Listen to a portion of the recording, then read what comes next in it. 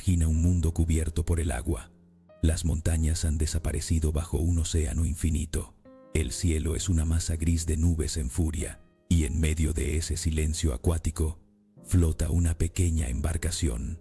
En su interior, una familia, algunos animales y la esperanza de un nuevo comienzo. El mito del diluvio universal no pertenece a una sola cultura.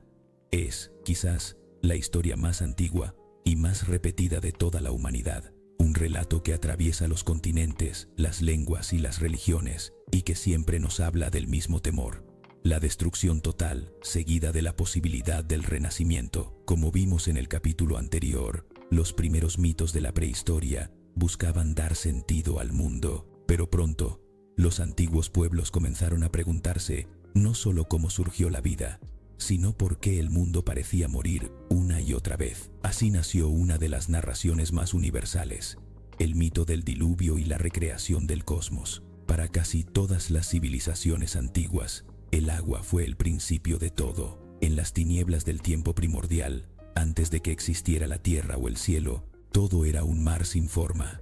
El agua era caos, pero también potencial, la materia prima de la creación. En los mitos egipcios, del océano surge el primer montículo de tierra, y sobre él nace el dios Atum, el creador. En la cosmogonía babilónica, la diosa Tiamat, el océano salado, representa ese caos original que debe ser vencido para que el mundo exista. En la tradición maya, los dioses modelan a los primeros hombres después de varios intentos fallidos, y cada intento termina en destrucción, muchas veces bajo una gran inundación. En todas estas historias, el agua no es solo un elemento físico, es una fuerza divina que puede crear, destruir y purificar. El diluvio es, por tanto, un retorno al estado original del mundo, un reinicio cósmico donde todo lo viejo se borra para dar paso a una nueva era. Uno de los relatos más antiguos del diluvio proviene de Mesopotamia,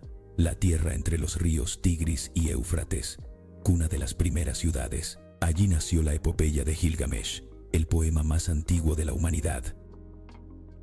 En su tablilla 11, el héroe Gilgamesh busca la inmortalidad y se encuentra con un hombre misterioso, Utnapishtim, el único mortal que sobrevivió al diluvio enviado por los dioses. Utnapishtim le cuenta que los dioses decidieron destruir a la humanidad porque su ruido perturbaba el descanso divino. Sin embargo, el dios Ea, compadecido, le susurró en sueños en que construyera un gran barco y preservara la semilla de toda vida. Así lo hizo. Cuando las aguas lo cubrieron todo, durante 7 días y 7 noches, el barco flotó sobre un mundo deshecho. Cuando el diluvio terminó, Utnapishtim liberó una paloma, luego una golondrina y finalmente un cuervo que no volvió. Entonces comprendió que las aguas habían retrocedido. El paralelismo con el relato bíblico de Noé es sorprendente. Ambos hombres reciben la advertencia divina, ambos construyen un arca, ambos preservan la vida y ambos son testigos del nuevo comienzo.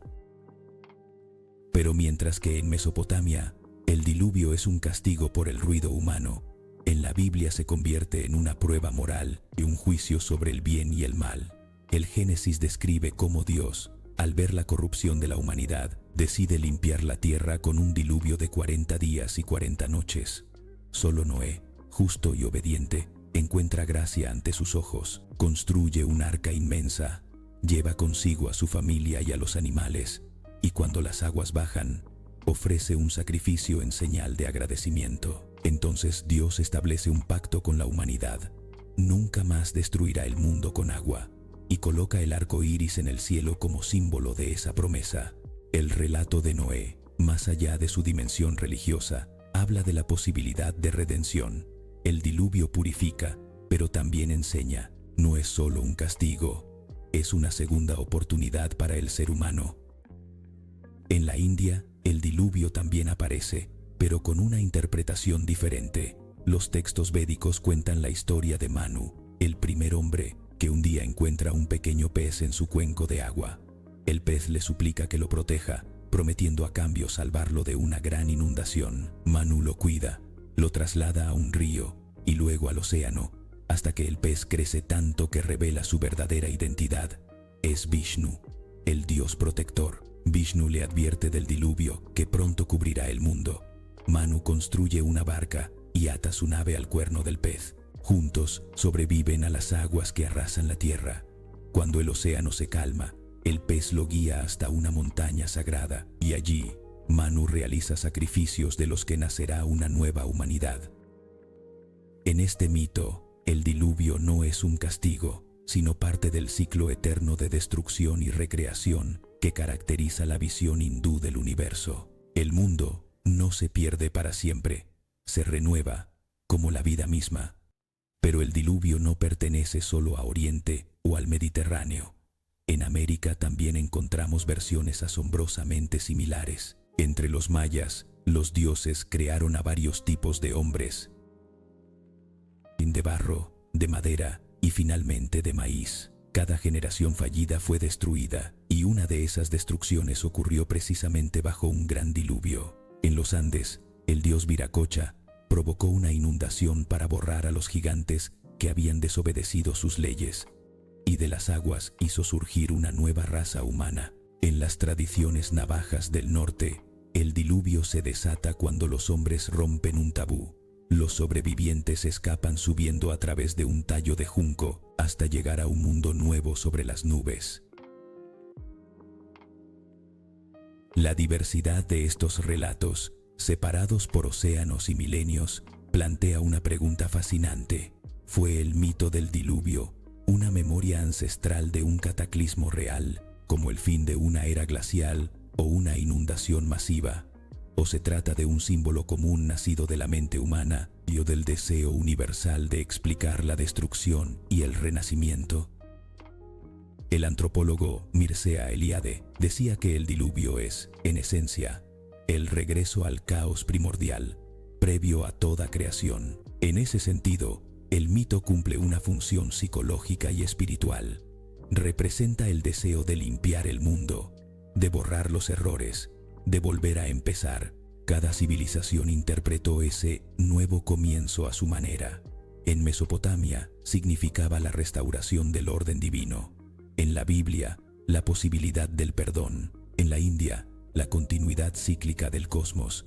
Y en América, el equilibrio entre los dioses y los hombres. A nivel simbólico, los elementos se repiten. El arca como refugio del conocimiento, el monte sagrado como punto de partida del nuevo mundo, el arco iris como promesa y el héroe superviviente como portador de la vida futura. Detrás de todos ellos se esconde un mismo mensaje: el mundo puede morir, pero no desaparece. La vida siempre encuentra la forma de regresar. El mito del diluvio ha influido profundamente en la cultura occidental y oriental. En la literatura moderna, en el cine, incluso en la psicología, la idea del cataclismo que renueva sigue vigente. Historias como Moby Dick, Noé, Waterworld o incluso Interstellar retoman el arquetipo del diluvio como metáfora del fin y del renacer. En cada caso, el agua se convierte en símbolo de transformación. Carl Jung interpretaba estos mitos como proyecciones del inconsciente colectivo. El diluvio sería la manifestación simbólica de un deseo profundo: destruir lo viejo para poder crear algo nuevo. Por eso, el diluvio no solo habla de destrucción, sino de evolución, de purificación, de esperanza. Como vimos en los capítulos anteriores, la mitología es una respuesta humana a las grandes preguntas existenciales. El diluvio y la creación del mundo representan, quizá mejor que ningún otro mito, la dualidad que define a la naturaleza y al espíritu humano, la necesidad de morir un poco para poder renacer.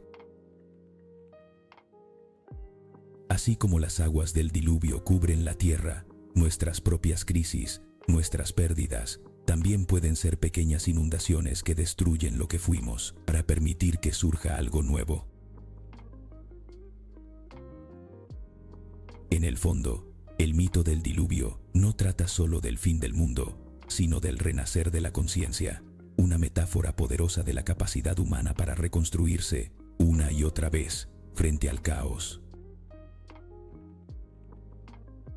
En el próximo capítulo, viajaremos precisamente a la tierra donde nació el mito del diluvio más antiguo, Mesopotamia. Allí conoceremos a los dioses del río y del cielo, los primeros arquitectos del destino humano.